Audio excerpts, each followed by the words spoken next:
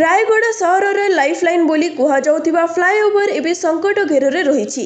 ଏହି ବିପଦ ସଂକୁଳ ପୋଲ ଦେଇ ଯା ଆସ କରିବା ଅର୍ଥ ବିପଦକୁ ଆମନ୍ତ୍ରଣ କରିବା ସହ ସମାନ ହୋଇପଡ଼ିଛି। ତଥାପି ଏଥିପ୍ରତି ନିଗାହ ନାହିଁ ଜିଲ୍ଲା ପ୍ରଶାସନର। 93 ମିଟର ବ୍ରିଜ୍ ଉପରେ 90ରୁ ଅଧିକ ସ୍ଥାନରେ ଗାତ ହେବା ସାଙ୍ଗକୁ ଫାଟ ସୃଷ୍ଟି ହୋଇଛି। ଉଭୟ ପାର୍ଶ୍ୱରେ ବିଭିନ୍ନ ଗଛଲତା 34ଟି ସ୍ଥାନରେ ବର୍ଷ ବର୍ଷ ହେଲା ବାହାରି ଜରାଜୀର୍ଣ୍ଣ ଅବସ୍ଥା ହେଲାଣି। ଏହା ଉପରେ ଦେଇ ପ୍ରତିଦିନ ଶହ ଶହ ଯାନ ଯାତାୟାତ କରୁଛି।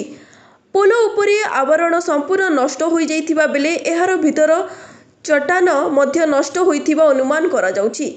ଏନେଇ ବିଭିନ୍ନ ଗଣମାଧ୍ୟମରେ ବାରମ୍ବାର ଖବର ପ୍ରକାଶ ପାଇଛି। ଏହାର ପ୍ରତିକାର ସ୍ୱରୂପ ନିୟମିତ ବ୍ୟବଧାନରେ ବାଲି ଗୋଡ଼ି ପକାଇ ସିମେଣ୍ଟ ଚଟାଣକୁ ମରାମତି କରାଯାଉଛି, କିନ୍ତୁ ସ୍ଥାୟୀ ପ୍ରତିକାର କରାଯାଉ ନାହିଁ।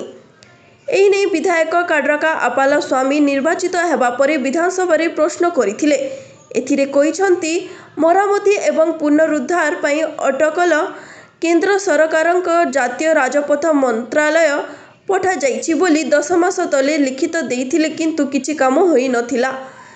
ଅଳ୍ପ କିଛି ଦିନ ତଳେ ବଡ଼ ଦୁର୍ଘଟଣା ଘଟିଥିଲା, କିନ୍ତୁ ମା ମଝିଘରିଆଣୀ କୃପାରୁ କାହାର ଜୀବନ ହାନି ହୋଇନାହିଁ।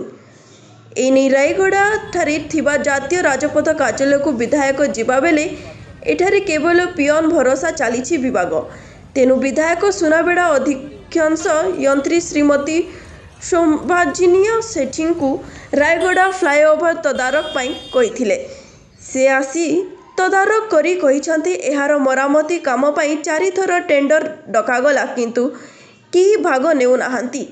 ତେଣୁ ବିଳମ୍ବ ହୋଇଛି। ବର୍ତ୍ତମାନ 5ମ ଥର ଟେଣ୍ଡର ଡକାଗଲା। ଏଥିରେ 2 ଜଣ ଭାଗ ନେଇଛନ୍ତି। ଅଳ୍ପ ଦିନେ ମଧ୍ୟ କାମ ଆରମ୍ଭ ହେବ। ପାଦଚଲା ରାସ୍ତା ମରାମତି, ପାରାପିଟ ମରାମତି ଏବଂ ବ୍ରିଜ୍ ଉପରେ ଥିବା ସିମେଣ୍ଟ ହଟାଇବା ସହିତ ସମ୍ପୂର୍ଣ୍ଣ ବେରିଂ କଟା ଦିଆଯିବ। ତଳ ପଟରୁ ଯାହା ସମସ୍ୟା ରହିଛି ମରାମତି କରାଯିବ। ଯେଉଁ ଗଛଗୁଡ଼ିକ ରହିଛି 2 ଦିନ ମଧ୍ୟରେ ସମ୍ପୂର୍ଣ୍ଣ ବାହାର କରାଯିବ ବୋଲି କହିଛନ୍ତି।